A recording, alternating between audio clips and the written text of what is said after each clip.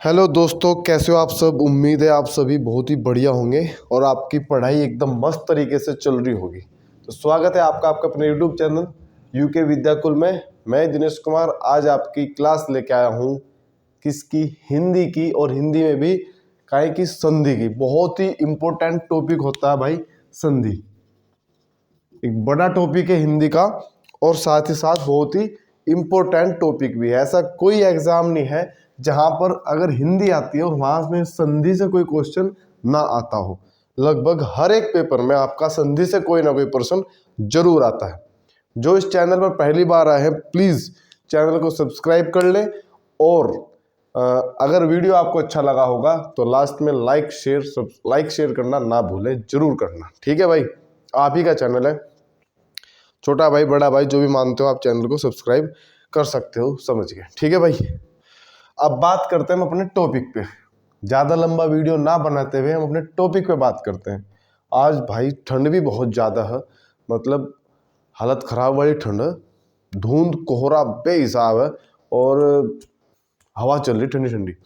तो इसलिए 10वीं 12वीं वाले बच्चे थे ना, जो छोटे बच्चे 1 से लेकर 12 तक की, तो सरकार ने उसकी छुट्टी भी कर दी। 28 29 तारीख की छुट्टी है, 2 दिन की। ठीक है, तो चलो अपना ध्यान रखो भाई, रजाई में बैठ के पढ़ो। भाई देखो, पढ़ाई एक ऐसा सिस्टम है, पढ़ाई एक ऐसी चीज़ है, आपको चाहे देर में अकल आए, चाहे आप मेरी बात सुन के उस बात को समझ लें। आपको चाहे मेरी बात सुन के अकल आए या आपको कई सालों के बाद अकल आए। ठीक है, पढ़ाई एक ऐसी चीज़ है, सबसे आसान काम अगर दुनिया में कोई मेरे से पूछे ना क्या है, तो मैं बताऊंगा कि पढ़ाई है। क्यों है आसान?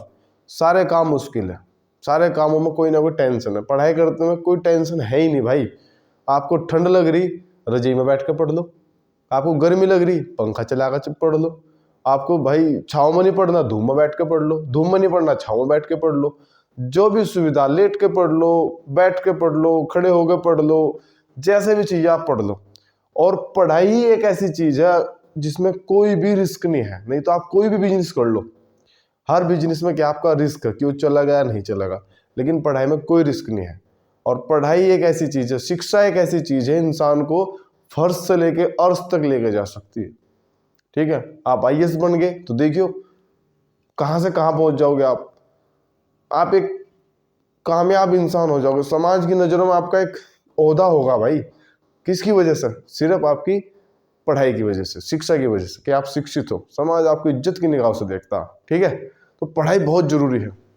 नौकरी के लिए नहीं, अगर आप चाहते हो कि भाई मुझे नौकरी करनी नहीं, वैसे भी नौकरी के लिए तो जरूरी है ही, लेकिन वैसे भी व्यक्तित्व निर्माण के लिए भी पढ़ाई का बहुत अहम योगदान है समाज में भी। ठीक है, तो चलिए ज़्यादा लंबा लेक्चर ना देते हुए, आप लोग भी ये कहोगे बहुत लंबा लेक्चर दे दिया भाई, तो अपने टॉपिक पर आते हैं। तो भाई संधि हमारा टॉपिक है, बहुत ही इंपॉर्टेंट टॉपिक है हिंदी की दृष्टि से। कैसे? देखो, संधि है क्या? दो सार्थक शब्द, दो सार्थक शब्दों के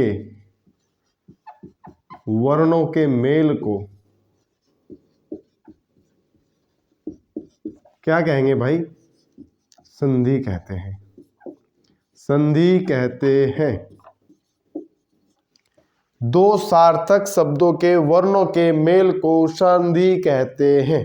अभी सार्थक शब्द क्या है? आपको किसी भी शब्द के ऐसे 2 हिस्से करने, 2 टुकड़े करने जिससे कि जो सार्थक शब्द बने, सार्थक जो मीनिंगफुल, जिसका कोई अर्थ हो, ऐसे शब्द बने।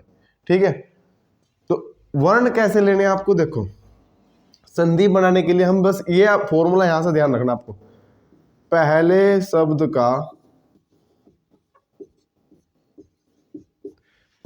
शब्द का अंतिम वर्ण। ठीक है भाई, प्लस दूसरे शब्द का पहला वर्ण। ठीक है भाई, इन 2 वर्णों के ऊपर ही पूरी आपकी क्या है? संधि है। बस यहीं से आपको संधि निकलना पता लग जाएगी कौन सी संधि है। आपको कोई भी शब्द दिया गया, आप उसके 2 टुकड़े कर लोगे। 2 टुकड़े भी वहां से करने आपकी मर्जी नहीं, कि कहीं से भी, जहां से उसके 2 अर्थ बन रहे हैं। एक टुकड़े का अलग अर्थ, दूसरे टुकड़े का अलग अर्थ। तो पहले वाले टुकड़े के लास्ट वाला वर्ण लेना आपको, और दूसरे वाले टुकड़े का पहले वाला वर्ण लेना। वहीं कुछ हो रहा होगा, कुछ ना कुछ घटना वहीं घट रही होगी और वहीं से आपको पता चल जाएगा इसमें कौन सी संधि है। ठीक है भाई। अब बात करते तो होगी संधि की परिभाषा। ये क्या है भाई? परिभाषा। पहले शब्द का अंतिम वर्ण। एक गाना भी है, पहले प्यार का पहला गम, कुछ ऐसा ही है यार, मेरे ध्यान नहीं आते गाने ना। पहली बार है आंखें नम, आंखें उंखें नम कुछ नहीं होती, प्यार प्यूर कुछ नहीं होता भाई। पैसा है ना आदमी के पास, कामयाब है इंसान, सब कुछ जायज है, सब प्यार वापस आ जा। अगर आदमी के कामयाब नहीं है, कोई प्यार किसी का कोई वापस नहीं आता। ठीक है, तो भाई उनके चक्कर में ना पड़ो, अपनी लाइफ बनाओ अपने ऊपर। जो टाइम है ना, ये बहुत कीमती टाइम है, इसकी आपको कीमत नहीं पता। इस टाइम को अपने ऊपर लगाओ, ठीक है, और फिर देखियो आप क्या बनते हो। ठीक है, बस यही है, जो भी है टाइम जिसने लगाना वही है बस। देखो भाई, तो संधि की परिभाषा में पता चल गई, दो सार्थक शब्दों के वर्णों के मेल को संधि कहते हैं। पहले शब्द का अंतिम वर्ण और दूसरे शब्द का पहला वर्ण, ये बात पता चल गई भाई और बहनों, ये बात आपको पता चल गई देवी और सज्जनों। ठीक है, तो चलिए फिर अब बात करते हैं संधि के प्रकार।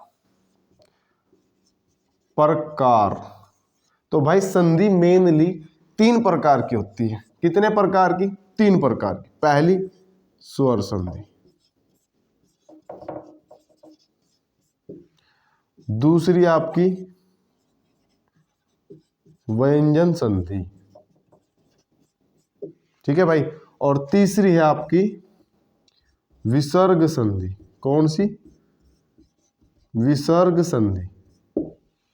ठीक है, ये चार्ट आप बना लो, स्क्रीनशॉट ले लो, बना लो, लिख लो, कुछ भी कर लो, बस इसे याद रखिए। और एक बात और, जो भी क्लास कर लो ना, बस मान लो जो टॉपिक पढ़ रहे हैं आप, संधि पढ़ते, तो एक बार पढ़ो जीवन में संधि, खत्म, बस फिर दोबारा ना पढ़नी पड़े, बस दोबारा कॉपी उठा कर देखना पड़े, हाँ ये ऐसा था ऐसा था ऐसा था। बार बार करने का इतना टाइम नहीं होता किसी के पास में भी। ठीक है, एक ही चीज को कई बार करेंगे, रिवाइज करो बाद में, तो बस बैठ कर आराम से, अच्छा ये ऐसा ये ऐसा ये ऐसा। ठीक है, तो भाई संधि हो गया। अब इसके टाइप स्वर संधि, व्यंजन संधि और विसर्ग संधि। ठीक है भाई, चलिए अब आगे चलते हैं। तो भाई सबसे पहले हम पढ़ेंगे अपनी स्वर संधि। देखो संधि 3 प्रकार की है, आपने पढ़ लिया, स्वर संधि, व्यंजन संधि और विसर्ग संधि। और इसमें भी हमने अपना पहला टॉपिक लिया क्या है का? स्वर संधि का। तो स्वर संधि अपने आप में 5 प्रकार की होती है। आपसे सीधा सीधा ये भी क्वेश्चन पूछ सकता है कि कितने प्रकार की स्वर संधि होती है, तो आप बताओगे 5 प्रकार की। ठीक है, कौन कौन सी है? दीर्घ स्वर संधि, गुण स्वर संधि, वृद्धि स्वर संधि, यण स्वर संधि और अयादी स्वर संधि। ठीक है भाई, एक बार और रिवाइज कर लें। दीर्घ स्वर संधि, गुण स्वर संधि, वृद्धि स्वर संधि, यण और अयादी स्वर संधि, 5 प्रकार है स्वर संधि के। ठीक होगी बात। उसके बाद हमने अपना पहला टॉपिक लिया, कौन सा? दीर्घ स्वर संधि। दीर्घ, दीर्घ मतलब होता बड़ा, आपने पढ़े भी होंगे, दीर्घ उत्तरीय पर्सन, लघु उत्तरीय पर्सन। तो दीर्घ का मतलब क्या होता है? बड़ा। तो इसकी एक तो पहचान यही होगी कि इसमें क्या होगा, सब चीज बड़ा आएगा। बड़ा कैसे? देखो, पहले शब्द का अंतिम वर्ण चाहे ए हो और दूसरे शब्द का पहला वर्ण चाहे ए हो, दोनों ए हो, ये पहले शब्द का अंतिम वर्ण है, अंतिम। ठीक है भाई, और ये दूसरे शब्द का पहला वर्ण है। ठीक है, हमें हमेशा ऐसे ही लेना, तो हमने वही ले लिया। पहले शब्द का अंतिम वर्ण ए और दूसरे शब्द का पहला वर्ण भी ए, तब भी क्या आएगा? आ। दोनों जुड़ने से क्या बनेगा? बीच में आ जाएगा, आ की मात्रा। या पहले शब्द का अंतिम वर्ण आ हो और दूसरे शब्द का पहला वर्ण ए हो, तब भी क्या आएगा? आ की ही मात्रा आएगी। और ये ए पहले आ जा, पहले शब्द का अंतिम वर्ण ए हो, दूसरे शब्द का पहला वर्ण आ हो, तब भी आ ही आएगा। पहले शब्द का अंतिम वर्ण आ हो, दूसरे शब्द का पहला वर्ण आ हो, तो तब भी आ ही है। इन सारे केस में कौन सी मात्रा आएगी? आ की आएगी। ये पहले शब्द के अंतिम वर्ण है और ये दूसरे शब्द के पहले वर्ण है। सेम सिचुएशन दूसरे केस में क्या है? अगर पहले शब्द का अंतिम वर्ण कोई सा भी हो इनमें से, ई हो, बड़ी ई हो, ठीक है भाई, और दूसरे शब्द का अंतिम वर्ण बड़ी ई हो या ई हो दोनों, या बड़ी ई हो, तो क्या आएगा? हमेशा बड़ी ई ही आएगा। बड़ी ई की मात्रा ही आएगी। ठीक है भाई, ये पहले शब्द का अंतिम वर्ण की लाइन है और ये दूसरे शब्द के पहले वर्ण की लाइन है।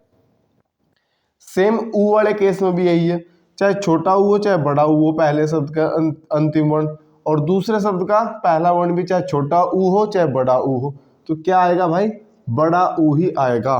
तो अगर आपसे दीर्घ स्वर संधि की कोई ट्रिक भी पूछे ना, तो ट्रिक अगर आपसे पूछे कि ट्रिक क्या होगी, तो ट्रिक है कि इसमें हमेशा क्या होगा भाई, बड़ा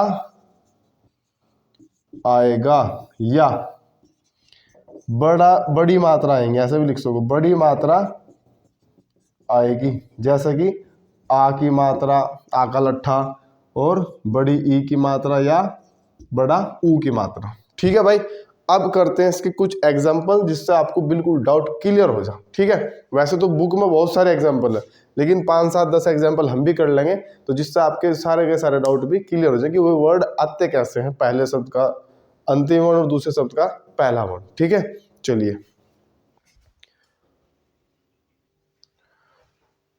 तो भाई ये आपके स्वर संधि में भी किसके, दीर्घ स्वर संधि के उदाहरण है। किसके उदाहरण है, दीर्घ स्वर संधि के। ठीक है, अब देखो कैसे उदाहरण है। ठीक है भाई, यहाँ जगह नहीं,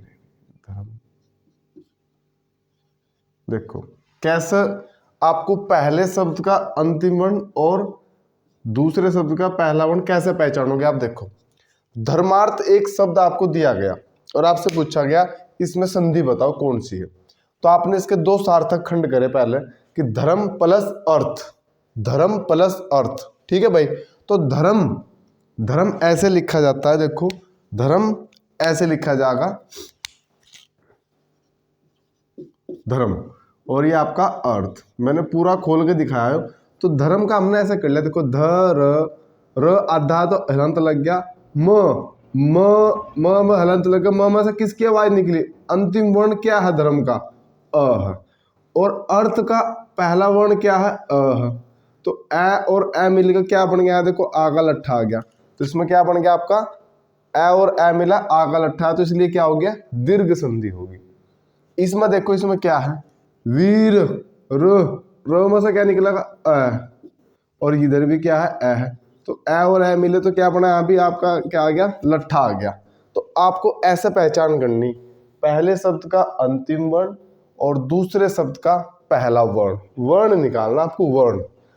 देवालय, देव व में से क्या निकला, ए, और इधर क्या है, आल्य, तो ए और आ मिलकर क्या बना, आ का लट्ठा।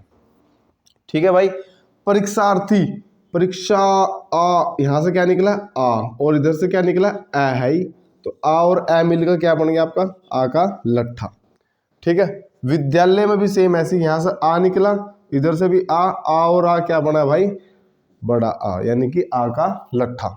महात्मा, आ निकला और इधर से भी आ, तो आपका आ का लट्ठा।